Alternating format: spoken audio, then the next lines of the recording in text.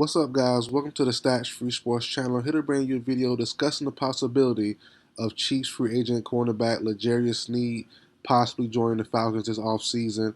Before we get started, guys, let me know down in the comment section what team will Sneed be on in 2024.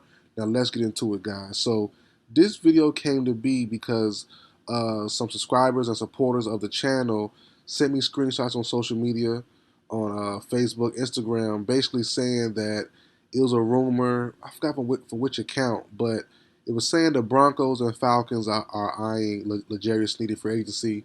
As you know, L'Jarius Sneed is an upcoming free agent. He's never had big money before. The rumor is he wants about 20 plus million per year. And the Chiefs can pay that. Other teams can pay that as well. But my Falcons definitely can too. And as Falcons fans, we all know, if you were listening as a Falcons fan, we need someone to pair with AJ Terrell. And we tried Jeff Okudah last year. I didn't mind that, but he didn't pan out. Obviously, he was benched a couple times for lesser cornerbacks, in my opinion. He just didn't quite work out. But in all honesty, though, I don't think Snead hits the market. To be clear, as I said, the Chiefs can pay him, but if they pay him from their cap, then they have to not from the cap, but if they pay him outright this year, then they might have to let Chris Jones walk unless they restructure some contracts. I still think they'll cut Marquez Valdez-Scantling. He's due about $12 million, so they can create more space, restructure, cut some guys, whatever. But if they pay Snead outright, they might have to let Chris Jones walk. I don't think that happens. They still have the franchise tag. They still have, I think, until March 5th is when they have to decide on using that franchise tag and who they'll use it on. I think they'll make Chris Jones happy by paying him what he wants, 30 plus million. I believe is like around 33 million. And then Snead, I think they will probably do a backdoor deal, franchise tag this year, and they'll have an agreement set up for next year maybe if they want to keep him long term, whatever. But I think that's probably the most likely situation for L'Jarius Sneed this offseason. But if he does hit the market, I think my Falcons are definitely the favorites to land him. No question about it. We have the money. We have about 30 plus million in cap space. We can create more money by releasing guys like Jonnu Smith. What's the other guy's name? We can do some more. We can make some more space, basically. Releasing Taylor Heineke, backup quarterback, excuse me. So we can create about $10 plus million of space right there to create about 40 plus million. So bringing in Snead wouldn't be a problem, but I think he would be our first priority because as I've been saying all season, we need pass rushing first, and I believe it's in this order: pass rushing, corner, receiver, and quarterback last. Now, people want to be on the bandwagon saying quarterback should be first. I don't think so. And I keep saying I'm not going to hamper on in this video, but I like Ritter. We see the news as well, the rumor of Russell Wilson might be taking a super cheap pay cut, from his like 30 million plus per year. He might go down to the vet minimum. So if we can get Russell Wilson for the super cheap for the vet minimum, if that's the actual rumor, the rumor is actually true, excuse me, and we can bring him in to be over Ritter, and then we can worry about cornerback, pass rushing first because we need those two things to solidify our defense. Then we work on the receiving group as well because we all know Drake London is the only receiver on the roster as of right now. So we got to replace, Scotty Miller on a 1-year deal, Van Jefferson 1-year deal, Mac Hollins 1-year deal. We still got Kyle Pitts, who I believe in. And I want to get on people also saying in this video real quick, people have been saying that as Falcons fans, we should want to trade Kyle Pitts. Are y'all crazy? I've been seeing that a lot in my comment section in my Falcons centered videos that we should trade Kyle Pitts. I don't understand where it's coming from. I get that we haven't seen much from him, but it's not on him. It's not like he's injury prone and he's been banged up every single year. He had 1 year, really, he was messed up with injuries. I think his sophomore year, maybe, if not mistaken. But other than that, it's just been bad quarterback play, bad connection with him. It just didn't work out.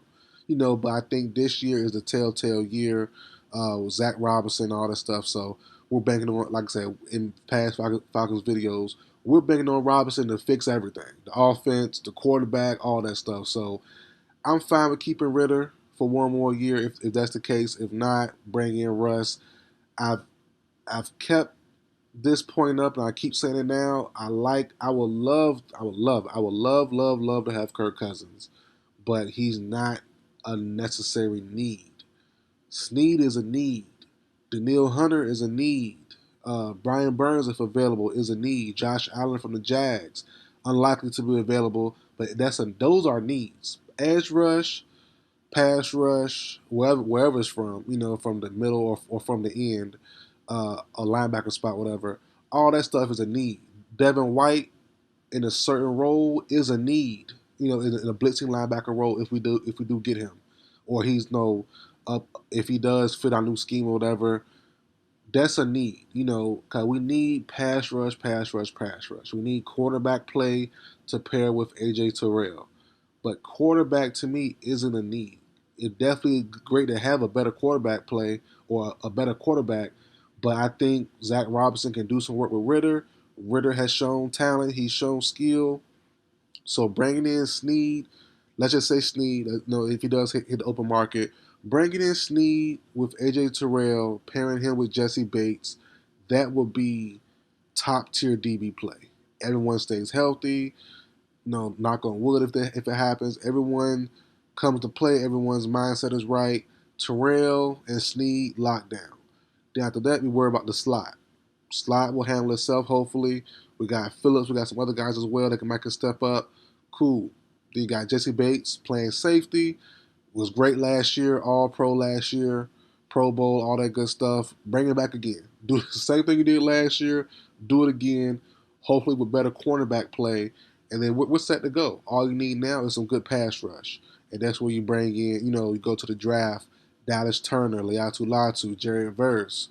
If not the draft, or you can pair it with the draft, get a veteran pass rusher. Like I said, Daniil Hunter. No Chase Young. Good on Chase Young. No thank you to Chase Young, but Daniil Hunter, Burns, Josh Allen, some more names out there. Bryce Huff. Something like that would be definitely nice to have. And then you have wide receiver help. At pick 8, if we don't go pass rush, if Malik Neighbors falls to us, if Aroma Dunze falls to us, take him. You can't pass that up to pair with Drake London, and that gives guys, whoever our quarterback is, let's say it's Desmond Ritter, that gives Ritter more weapons, more explosiveness, something we haven't had with Drake London. We had Scotty Miller last year, didn't work out. We had Van Jefferson last year, didn't work out. Mac Hollins didn't work out. So if we can somehow get a Malik Neighbors or a Roma Dunze, boy oh boy, to pair with London and Kyle Pitts in our running game and Bijan as a special do-it-all player, you can't tell me Ritter won't be successful. And if he won't be successful, no problem. We'll move on from him next season. Or we have Russell this year. Russell should be successful with those guys plus a better defense. So all in all, I think that's the best move for us. But as I said, I wouldn't count on Sneed. Sneed is a very good cornerback. Played great the last couple years. But I even don't know how smart it would be to go for Sneed paying 20 plus million. That's a lot. That's a lot for a corner. We still got to pay guys long term. Kyle Pitts' contract is coming up, but we'll probably franchise tag him once his time is due. So there's no problem there. But Drake London's time is coming soon down the pipeline. We just got Bijan, so we got time. But things. I think AJ Terrell needs to be paid too, if I'm not mistaken. I think next summer. So things are definitely coming down the pipeline as far as contracts go. And paying Sneed $20 million is a little high, but he's definitely needed help for our team. So we'll see how everything shakes out, how everything goes. But overall, I'm definitely loving the rumor mill having us in the mix for a lot of people. But we gotta be realistic as Falcons fans. Like, man, it sounds good. It looks good on paper, but I don't think for one, I don't think Sneed will even be available to come to us. I think the Chiefs will let him stay, will make him stay, either franchise tag or, like I said, they come to terms, because I think Sneed wants to stay with the Chiefs. Obviously, who doesn't want to keep winning rings and keep being a star player on a superstar team? So All that stuff is great, but the business is first. So if some way somehow Sneed is let go, then I definitely think Falcons over Cowboys as far as money wise go. And then you have a growing team as well. You have a defensive coordinator, a defensive coach in Raheem Morris who knows what to do. You have Jesse Bates there, AJ Terrell there. So it's already giving you good vibes if Sneed does want to join a winning situation. You could be like, man, that looks good over there in Atlanta. The Cowboys having to start on your helmet, pairing with Trayvon Diggs and Micah Parsons looks good. It sounds good, but at the same time, y'all can never get over the hump. Something always happens. So if I'm Sneed, I'm staying away from the Dallas Cowboys. The Denver Broncos, pairing him with Surtain makes sense, but do they have the money to do it? They're already in the negative 16 million, and we know it's not really hard for a team to get into the positive, but I mean, do they really have $20 million to spare to pay Sneed? That's tough. That's tough. You already have to pay some of your own guys and get rid of Russ and take that big cap hit and possibly trade Sutton and or Judy. So it's like I don't know if the Broncos are really a real destination for Sneed. So I think it's really the Falcons or Cowboys. And I think the Falcons have the best shot at really landing Sneed. The Steelers also kind of a dark horse, but they don't really pay too much for free agents that often. I had them getting Tyrann Mathieu a couple years ago when he was available before he went to the Saints, and I thought that would have been a great fit there as well. But it just seems like every year the Steelers don't want to spend too much money. They would rather re-sign their guys like Watt, like Highsmith, and pay them big bucks, but they don't really bring in guys for the big bucks. Not too often. You really see that from the Steelers. So I think really just the Falcons and Cowboys when it comes down to the Snead sweepstakes if he is available and does reach the free agency market. So, but that's it for the video, guys. Like, share, comment, subscribe. I will see you guys next time.